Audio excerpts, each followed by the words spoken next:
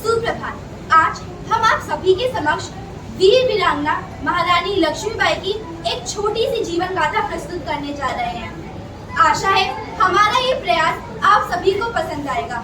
महारानी लक्ष्मीबाई हर स्त्री के लिए प्रेरणा स्रोत है। उनके जैसा ना कोई कभी था, ना ही कभी हो पाएगा। कोशिश करेंगे हमारे ये छोटा सा प्रयास आप सभी के दिल को छुए व आपको पसंद आए। धन्यवाद। महाराज को मोरोपंत को प्रेरणा। आइए मोरोपंत, स्थान विराजमान कीजिए और बताइए मोरोपंत, हमारे राज्य और आसपास के राज्यों का क्या समाचार? महाराज, हमारा राज्य काफी कुशल में, परंतु क्या मोरोपंत? परंतु महाराज, एक दुखद समाचार है। क्या दुखद समाचार है, हमें बताइए। महाराज, झांसी की रानी का देहांत हो गया है। ये तो बहुत ही दुखद समाचार है। और महाराज, राजा गंगाधर ने 11 गांव अंग्रेजों के अधीन कर दिए हैं।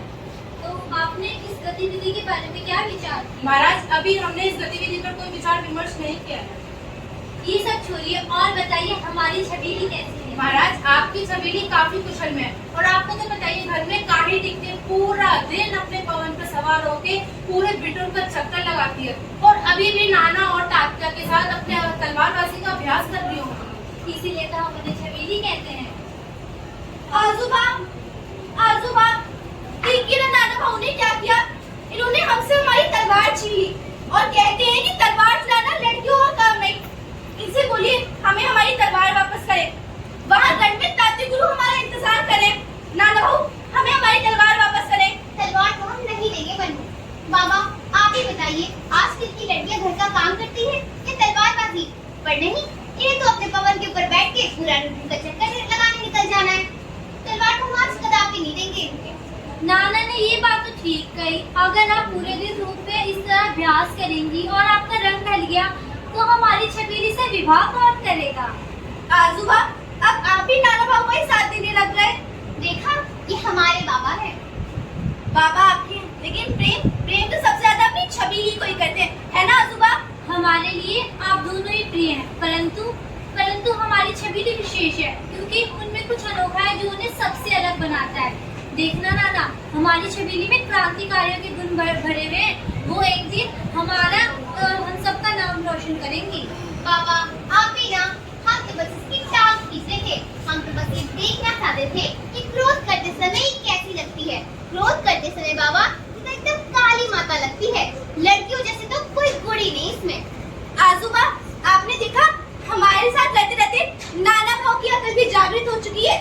तभी तो आज नाना भाऊ ने एक बात बिल्कुल सही कही कि हर स्त्री में माँ काली का रूप होता है। और आपको पता है आजूबा, हम भी माँ काली बनना चाहते हैं, बल्कि हम तो रणचंडी बनना चाहते हैं आजूबा। रणचंडी बनना चाहते हैं इन धूर्त फिरंगियों के अत्याचारों के विरुद्ध। आपको पता है आजूबा, इन फिरंगियों ने हमारे बिटूर की प्रजा पर भी कितने जुल्म उठाए हैं। नाना भाऊ, अब हमें हमारी तलवार वापस कर दीजिए। वहाँ रण में तात्या गुरु हमारे इंतजार कर रहे हैं। तलवार वापस कर दीजिए हमारी। हमारे साथ रहते रहते थोड़ी अकल तो आप में भी आ गई मन्नू। परंतु ये तलवार तो आज आपको कदापि नहीं मिलेगी। नाना भाऊ, जनरल, जाके इसे पकड़ के लेके आओ, जिसने अपना टैक्स पे नहीं किया।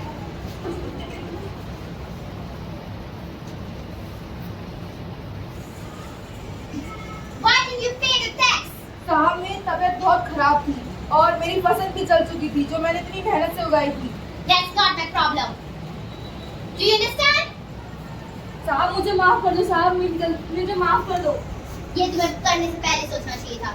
इस गलती की कोई माफी नहीं होती। जाओ, इसे बीच बाजार बिठूर में घोड़े मारे जाए। ले चलो इसे यहाँ से।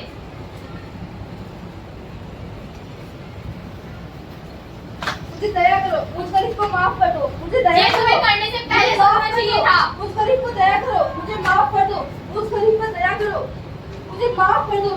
मुझे माफ कर दो। ए लड़की, तुम कौन हो? How dare you? तुम्हारी हिम्मत कैसे हुई मुझे मारने की? तुम कौन हो और तुम्हारी हिम्मत कैसे हुई किसी वृद्ध पर इस तरह अत्याचार करने की? This is an order of Captain Drops. कौन है ये कैप्टन रॉस? ये हमारा बिटूर है, हमारा हिंदुस्तान है। यहाँ हमारे आजूबा श्रीमंत पेशवा बाजीराव का शासन चलता है, किसी कैप्टन रॉस का नहीं। कर लेने वाले तुम कोई नहीं होते, और अगर कैप्टन रॉस को कर लेना है तो उससे कहे आए और हमसे कर ले। हम देते हैं उसे कर, जैसे वो इसको सलाह दे रहा है। We can't stop this.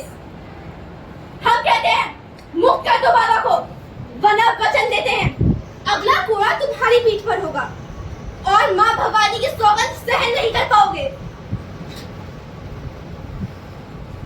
I'll see you later. चलो काशी, बाबा को देखो, इन्हें पानी पिलाओ। आइए बाबा।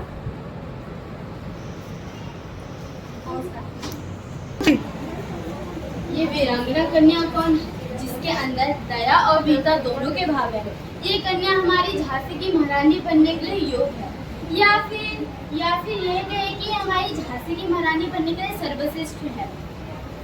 माता जी, ये कन्या कौन है जिसने इन धूर्त रंगों को मुंहतोड़ जवाब दिया? श्रीमान, ये कन्या नहीं देवी है।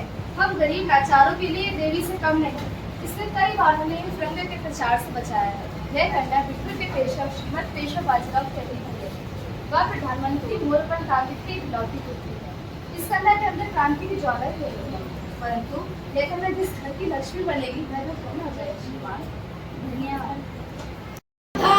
झांसी के राजगुरु पधार रहे हैं। झांसी के राजगुरु को मोरोपंत का प्रणाम। प्रणाम मोरोपंत। आज हमने बिट्टूर बाजार में एक सुंदर सुशील और वीर कन्या को देखा, जिसको देख के ये लग रहा था कि हमारी झांसी की महारानी बनने के लिए सर्वश्रेष्ठ है। जब हमने जानकारी हासिल करी तो हमें पता चला कि आपकी पुत्री है। कृपया करके आप अपनी पुत्री का हाथ हमारे राजा को देंगी? नहीं, हमें ये रिश्ता मंजूर नहीं है। जो राजा अपनी प्रजा का सुख दुख नहीं ध्यान रख सकता, वो हमारी पुत्री का क्या ध्यान रखेगा? तब भी आप हमारी बात का चर्चा विमर्श कीजिएगा। आप जा सकते हैं। प्रणाम। मंत्री मोरोपंत में पधार रहे हैं। महाराज को मोरोपंत का प्रणाम। आइए मोरोपंत, कैसे आना हुआ? महाराज, राजगुरु आए थे और वो है अपने राजा गंगाधर का हाथ हमारे मन्नू के हाथ में मांग रहे थे। फिर आपने उनसे क्या विचार विमर्श? महाराज, हमने साफ मना कर दिया। हम अपनी मन्नू का हाथ ऐसे राजा के हाथ में नहीं देना चाहते जो अपनी प्रजा का सुख दुख ध्यान नहीं रख सकते।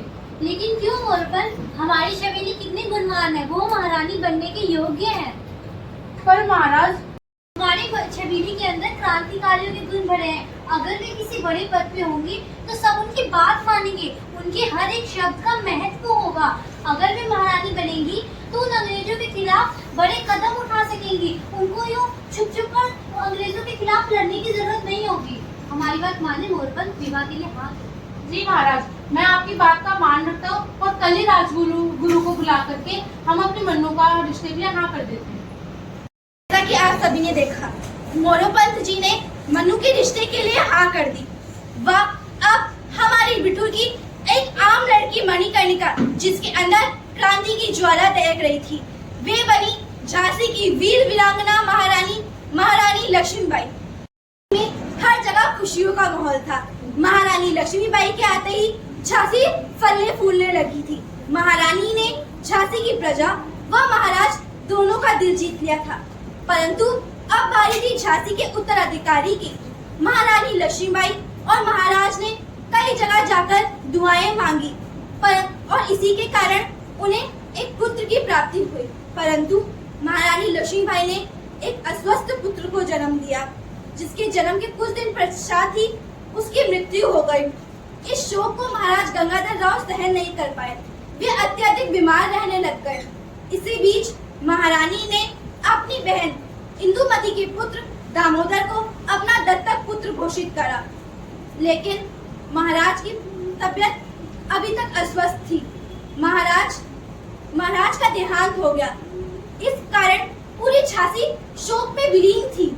तो आइए देखते हैं आगे का दृश्य क्या होता है जब महाराज गंगाधर राव नेवालकर का देहांत हो जाता है।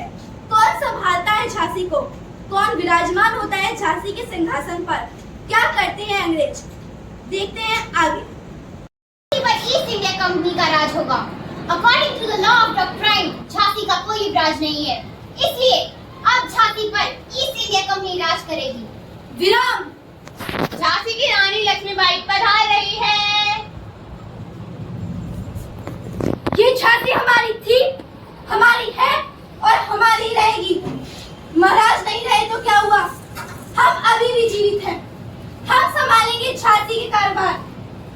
मैं मणिकर्णिका आज पूर्ण निष्ठा से ये शपथ शपथ लेती हूँ कि जब तक मेरे शरीर के अंदर रक्त की एक भी बूंद है, मैं पूर्ण निष्ठा से झांसी की सेवा करूंगी।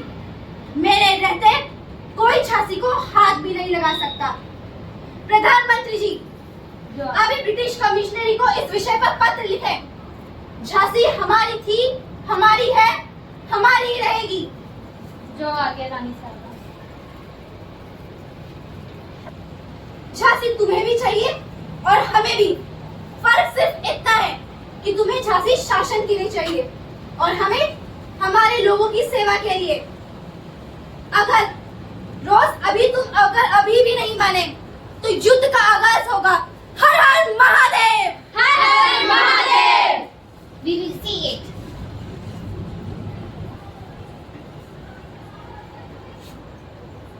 तो जैसा कि आप सभी ने देखा, अपने कानून डॉक्ट्रिन ऑफ लैप्स के कारण अंग्रेजों ने युवराज दामोदर को युवराज मानने से इनकार कर दिया। वे झांसी पाने की चेष्टा करने लग गए। इस पर ना चाहते हुए भी महारानी को युद्ध का आगाज करना पड़ा। ना चाहते हुए भी महारानी युद्ध के लिए प्रस्तुत हुई, परंतु युद्ध रोकने के लिए महारानी लक्ष्मीबाई ने ब्रिटिश और कमिश्नरी को पत्र लिखा, जो कि धूर्त फिरंगियों ने कमिश्नरी तक पहुंचना ही नहीं दिया। तो आइए देखते हैं क्या होता है युद्ध में।